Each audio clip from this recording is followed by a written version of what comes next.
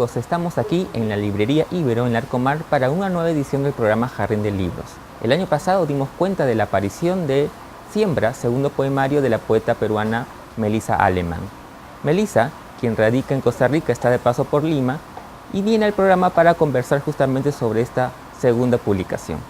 Pero además tendremos nuestra clásica sección de recomendaciones de libros con algunas novedades editoriales y el rescate libresco para este programa. Así que amigos, sin más preámbulos, los dejamos con la entrevista con Melissa. Amigos, estamos con la poeta Melissa Alemán para hablar de su más reciente poemario, Siembra.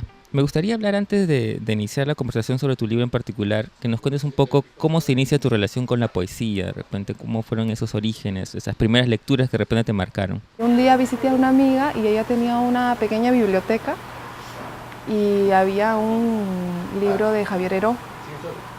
Y yo nunca había leído poesía, no sabía qué era, imagínate, yo ya estando en la universidad. Y abrí el libro y obviamente lo primero que encontré fue El río, ¿verdad? El poema, el gran poema de Javier Heró. Y lo empecé a leer y era como que un tambor estaba dentro mío, ¿no? O sea, una cosa, yo resoné fuertemente con lo que decía, yo me veía en el poema, ¿no? Y entonces fue un choque, un golpe muy fuerte, muy doloroso incluso, ¿no? Y entonces a partir de ahí fue que yo empecé como a interesarme, a buscar, a leer, ¿no? Primero poetas peruanos, por supuesto. Me encontré con Blanca Varela y con Watanabe, ¿verdad? Y luego pues con el tiempo ya empecé como a sentir yo siempre había escrito, digamos, pero más en un tono de diario, y de pronto cuando fue muy gracioso, porque cuando empecé a revisar diarios antiguos, diarios viejos míos, tenía yo estructuras de texto que eran parecido a un poema, digamos. Yo en esa época ni leía poesía, pero había como una necesidad de expresar de una manera que no fuera el texto lineal, corrido, full sentido, sujeto predicado, ¿verdad? Punto, sino que habían estructuras dentro de estos escritos míos mucho más cortadas, desordenadas, palabras sueltas, cosas que se asemejaban a algo que podría ser un poema, ¿no?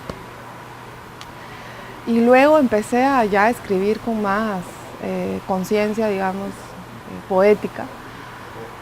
Y así fue como yo empecé a escribir realmente, ¿no? Víctor Ruiz, mi editor, me llama poeta tardía, ¿verdad? Porque yo he publicado mi primer poemario recién en el 2011 y tiene toda la razón, ¿verdad? O sea, realmente yo he publicado tarde, ¿no? ¿Cómo fue esa experiencia de publicar tu primer libro? La Noche Abundante la publiqué en el 2010, sí. Y yo venía escribiendo esos poemas 4 años antes, ¿no? Entonces, yo más me he hecho en festivales, por ejemplo, ¿no? He participado en muchos festivales internacionales de poesía y he escuchado a los poetas leer sus poemas, ¿no? Entonces, a mí eso me dio una inducción hiper rápida, yo siento, ¿no? A la poesía. Entonces, La Noche Abundante la escribí así, escuchando a otros poetas, no leyéndolos solamente, sino escuchándolos, ¿no? Y entonces fue muy bonito porque yo no sabía cómo corregir, no sabía, ok, yo escribo un poema y qué pasa después, ¿no? Entonces, después de escribir los poemas, todos estos poemas, empecé un proceso de releerlos, de corregirlos lentamente y remembrar o recordar lo que yo quería decir con un poema en particular, ¿no? Y entonces afinar para que realmente haya una síntesis, porque es algo que a mí me interesa de la poesía, ser sintética, ¿no? O sea, hacer una síntesis de lo que realmente diga, que transmita el mensaje claramente, ¿no? Digamos que tú eres de esas poetas que tiene una primera versión y luego la va puliendo y digamos claro, que la última versión ya casi no tiene nada de la primera. Exactamente, o sea, la primera versión, hay algunos poemas que son muy espontáneos. Sí, muy, muy fuertemente, o sea, que ya de arranque ya salen como son, digamos, ¿no? Y que hay unos cambios muy, muy mínimos, ¿no? Pero a veces yo digo que soy un poco cursi para escribir, entonces tengo que pasar un proceso muy arduo de realmente hacer un esfuerzo de corrección, ¿no? Y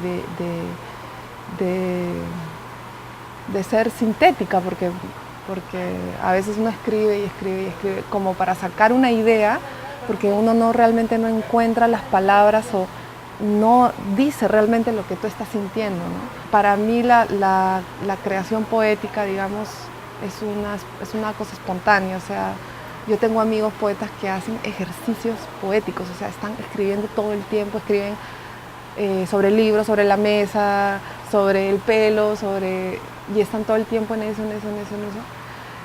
Y yo no soy así, no quiero serlo tampoco, ¿no?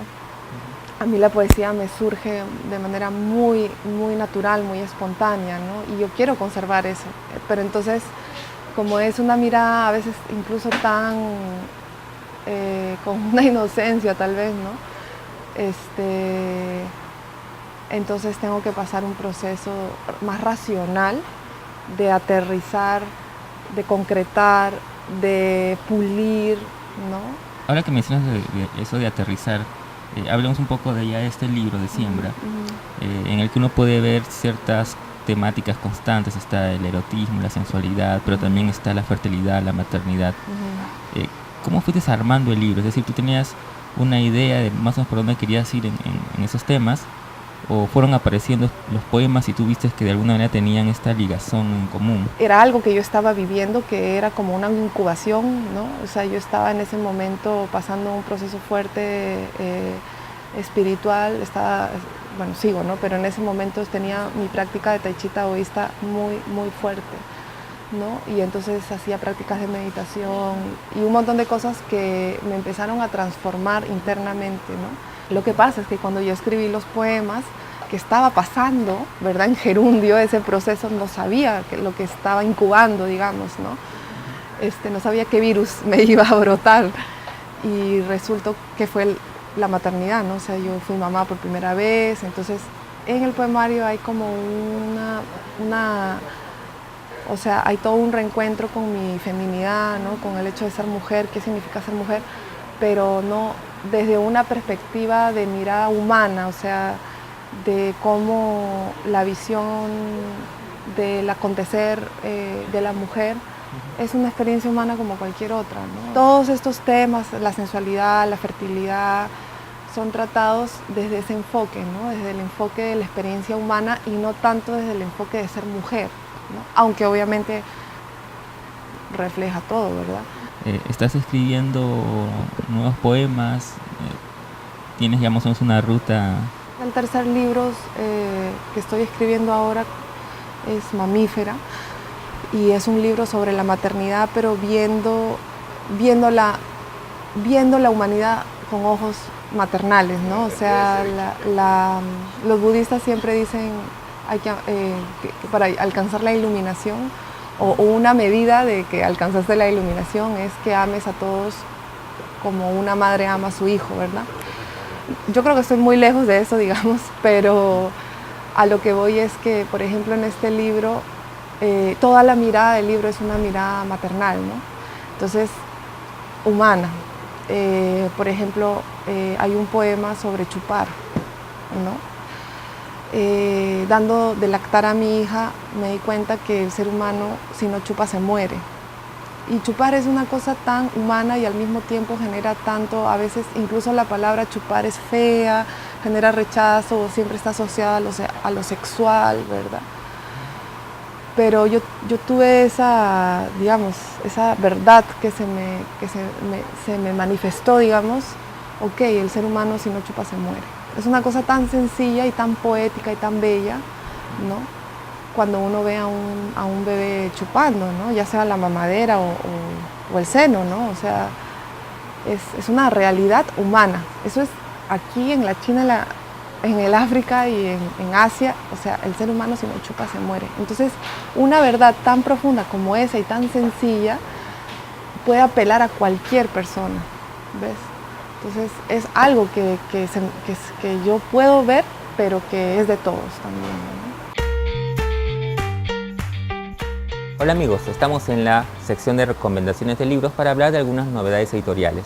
Y la más reciente novedad es la aparición de la muy esperada novela de Mario Vargas Llosa, Cinco Esquinas, publicada por Alfaguara. Ya está en librerías, así que ya pueden ustedes venir por ella.